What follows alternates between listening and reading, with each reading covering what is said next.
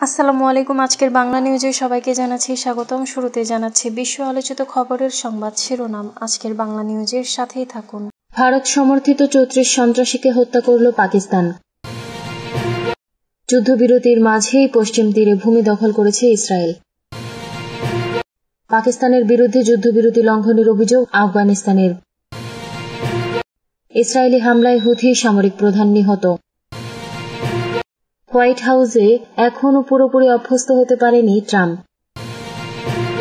যুদ্ধবিরতির মধ্যেও ইসরায়েলি হামলায় 2 ফিলিস্তিনি নিহত।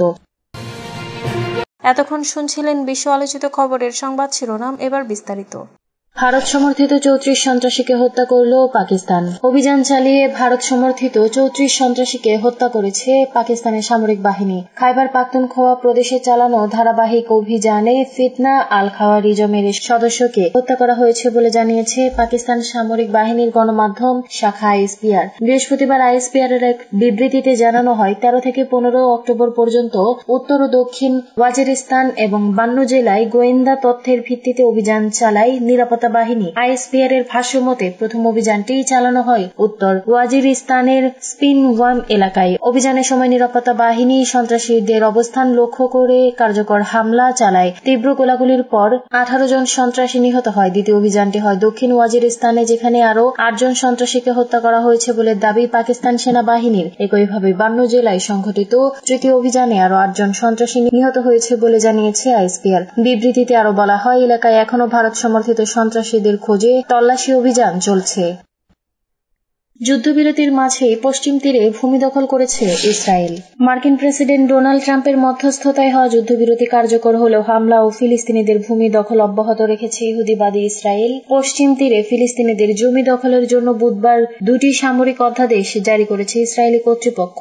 কাকতালীয়ভাবে ফিলিস্তিনি বার্তা সংস্থা ওয়াফার তথ্যমতে পশ্চিম তীরের আল-কিলিয়া গভর্নরেটের কাছে বসতি সম্প্রসারণ ও অবকাঠামো উন্নয়নের জন্য 2.5 হেক্টর ফিলিস্তিনি জমি দখলের জারি করা হয়েছে। কালকিলিয়ায় ইসরায়েলি বসতি কার্যক্রমে পর্যবেক্ষণ মুনিফ নাজ্জাল জানিয়েছেন, ইসরায়েলি সেনাবাহিনী কালকিলিয়ার পূর্বে 8 শহরের 2.5 হেক্টর জমি বাজেয়াপ্তর নির্দেশ দিয়েছে। দখল করা এই জমিতে একটি সড়ক নির্মাণ করা হবে, যা আলফি মিনাসে বসতিকে কালকিলিয়া নাবলুস সড়কের সঙ্গে যুক্ত করবে। দ্বিতীয় আদেশে 8 ও জাইউস শহরে প্রায় 2.1 হেক্টর জমি দখলের অনুমোদন দেওয়া হয়েছে, যেখানে তজুফিম বসতির চারপাশে নিরাপত্তার প্রাচীরের নির্মাণ পরিকল্পনা রয়েছে। আলফি মিনাসে ও তুজুফিম উভয় বসতি 8 জাইউস ও কাফর থুলুদ শহরের ফিলিস্তিনির মালিকানাধীন জমির উপর নির্মিত। ওয়াফা জানিয়েছে, এসব এলাকায় ক্রমাগত বসতি সম্প্রসারণের ফলে কৃষি জমি হারাচ্ছেন স্থানীয় বাসিন্দারা, যাদের জীবিকা মূলত কৃষি নির্ভর। ফলে তাদের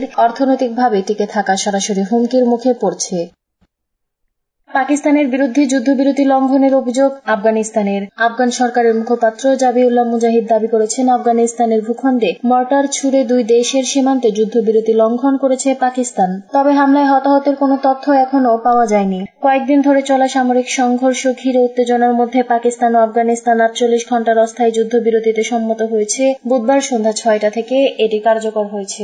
মুজাহিদ উল্লেখ করেন, কাবুল চায় ইসলামাবাদের চুক্তি মেনে চলুক, অন্যথায় তাদের কর্মকাণ্ডে পরিণতির জন্য তারাই দায়ী থাকবে। এদিকে টানা কয়েকদিনের উত্তেজনার মধ্যে গতকাল বুধবার সকালেও পাকিস্তান আফগানিস্তান সীমান্তে সশস্ত্র সংঘর্ষ আবার শুরু হয়। পিটিভির খবরে বলা হয়েছে, চেকপয়েন্টে হামলার জবাবে পাকিস্তানি সেনাবাহিনী আফগানিস্তানের সন্ত্রাসী অবস্থানে হামলা চালিয়েছে। তালেবানের উপমুখপাত্র হামদুল্লাহ ফিতরত বলেছেন, এই হামলায় 12 জন নিহত এবং 100 জনেরও বেশি আহত হয়েছেন।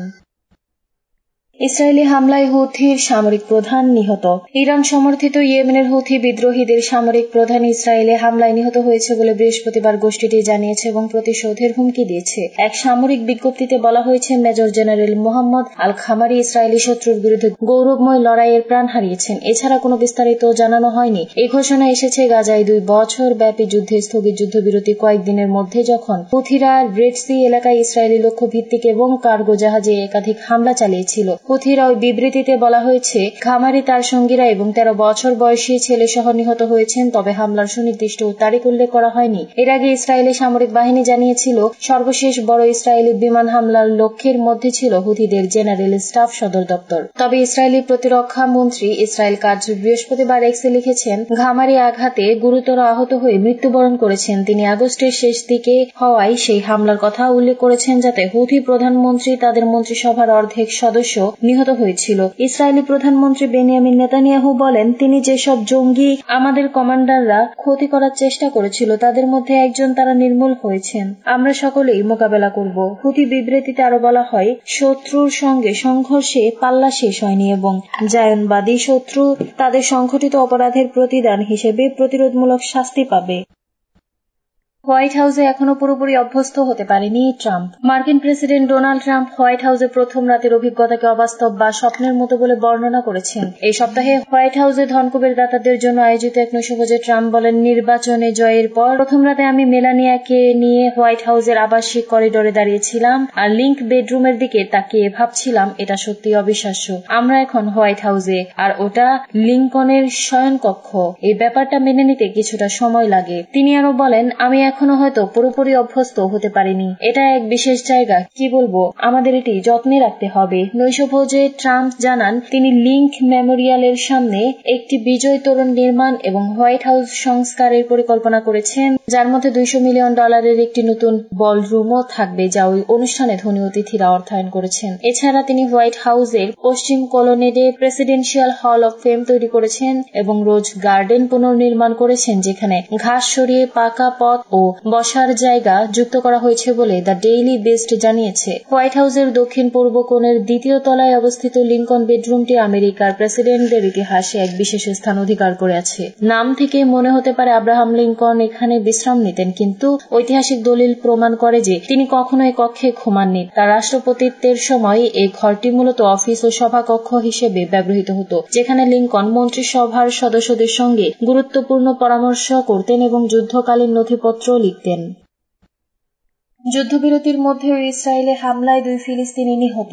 গাজায় চলমান যুদ্ধবিরতির মধ্যেও ইসরায়েলি হামলায় 2 জন ফিলিস্তিনি নিহত হয়েছে বলে আল জাজিরাকে জানিয়েছে নাসের মেডিকেল কমপ্লেক্স। খবরে বলা হয়, খান ইউনিসে বানি সুয়াইলা এলাকায় আজ বৃহস্পতিবার সকালে একটি ইসরায়েলি কোয়াডকপ্টার ড্রোন থেকে বোমা নিক্ষেপে এক ব্যক্তি নিহত হন। অন্য ব্যক্তি 2 দিন আগে গাজা সিটির কলেজ অব সায়েন্স অ্যান্ড টেকনোলজির কাছে গুলিবিদ্ধ হন এবং আজ তার মৃত্যু হয়। এর আগে জানা গিয়েছিল, আজ সকালে বানি সুয়াইলা এলাকায় ড্রোন হামলায় 2 জন আহত হন, যাদের মধ্যে একজনের অবস্থা আশঙ্কাজনক। এদিকে দখলকৃত পশ্চিম তীরে রামাল্লার উত্তর পূর্বে আল মুগাইর গ্রামে একটি বাড়ি ভেঙে দিয়েছে ইসরায়েলি বাহিনী। গ্রাম পরিষদের প্রধান আমিন আবু আলিয়া সংবাদ সংস্থা ওয়াফাকে জানিয়েছেন, আজ সকালে ইসরায়েলি সেনারা গ্রামটি ঘেরাও করে এবং ওয়াজিহ মুসা আবু আলিয়ার নির্মাণাধীন 2 তলা বাড়িটি ভেঙে ফেলে। বাড়িটি অনুমতি ছাড়া নির্মাণ করা হচ্ছিল বলে দাবি করে ইসরায়েলি বাহিনী। আল জাজিরা সামাজিক যোগাযোগ মাধ্যমে ছড়িয়ে পড়া ভিডিও